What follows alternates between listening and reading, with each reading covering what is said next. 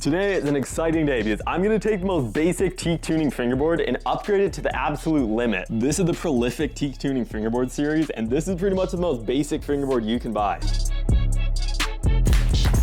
The reason I'm making this video is because of this board right here. This is the new professional fingerboard that Teak Tuning just came out with, and this thing is pretty expensive. The deck alone of this board is close to $50, which is a really expensive deck for Teak Tuning. But when you think of Teak Tuning boards, this is probably a little bit more what you think about. This is everything the board comes with, and these parts are pretty basic. These are the super cheap trucks that have like the spacers that you need to put on before the wheels, which I kind of don't like. Also, these colors put together on this board look terrible. So I'm gonna pimp the most basic Teak Tuning fingerboard and see how well we can get it to function. The first thing I want to do is just change the graphic of this board. I'm gonna be honest, the color of this board actually isn't like terrible, but it's definitely not like my favorite color, so I want to do something a little more subtle and a little cleaner. We're gonna do that using good old-fashioned spray paint. I've had this spray paint sitting around for a long time, but I haven't had any good ideas of what I'm gonna use it for, but I think this is a good option.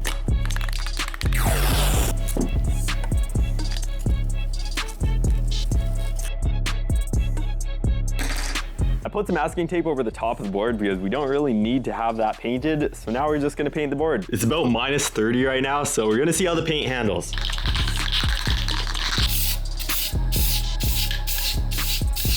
That is actually a nicer color than I was expecting.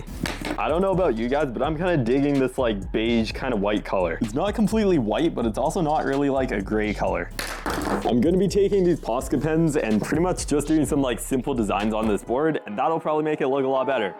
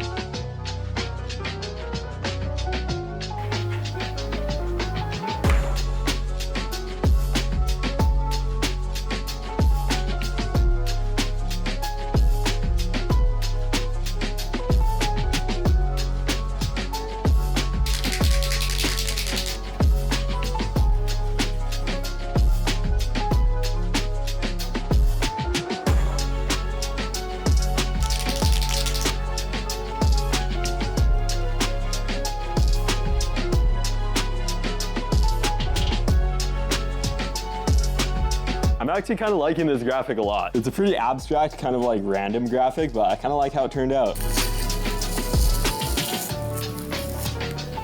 I kind of wanted to follow like a similar kind of abstract look to this board because I really like how that board looks. So with the graphic part of the board done, we get to actually set up the board and put parts on it. The setups I've been using recently are completely random, so I think for this one, I'm gonna do it a little more basic. I'm still gonna be running super high quality parts on this board, but they're just gonna be a little more common. I got some brand new dynamic base plates, and these are like kind of in the black kind of paint, and it's gonna match the board pretty well. Big shout out to Dynamic for actually sending these over. I also got some nice new 32mm dynamic trucks, so we're gonna put them on the board.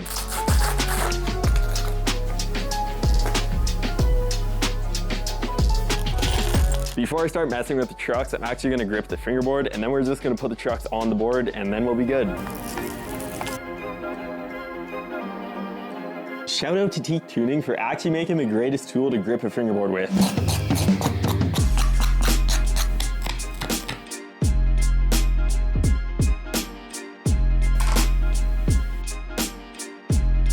Dude, those look so clean. These also go on the board so well.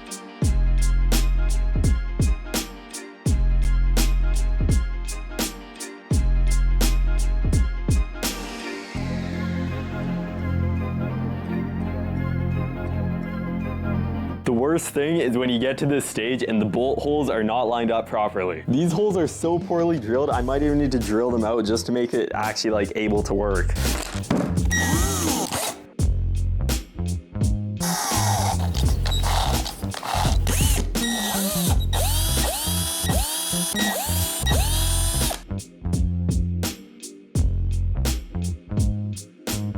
I drilled out the holes to make them a tiny bit bigger, so the trucks should fit on now.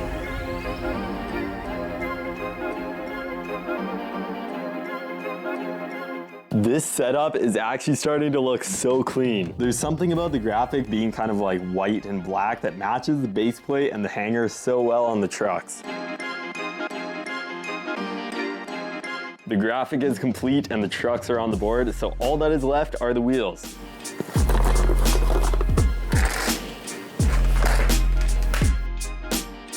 This might be a difficult one to choose which wheels we're gonna put on the board. The Smoky Bowl wheels could look pretty good on this board, but I think it kind of blends in with the graphic a little bit too much. The Slim Shark wheels in the black could also look pretty good. I think these are the ones. The anticipation when putting on the wheels is crazy. This might be one of the cleanest Teak tuning boards I've ever seen. This board is alright, but this one looks wild.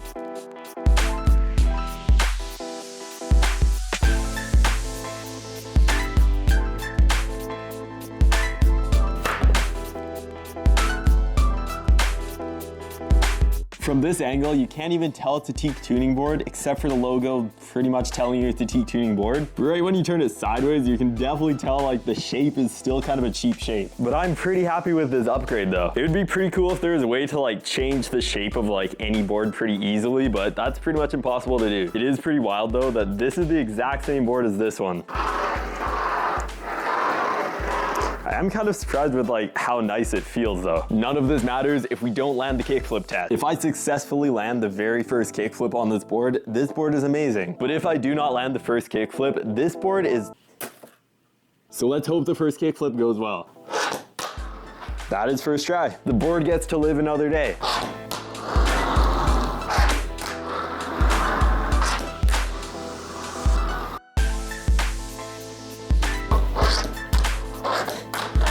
I always find it wild how much just the parts on the board can actually change like how the entire shape of the board kind of feels. Like the shape of this board is pretty bad, but once you put some like really expensive parts on it, it feels a lot better.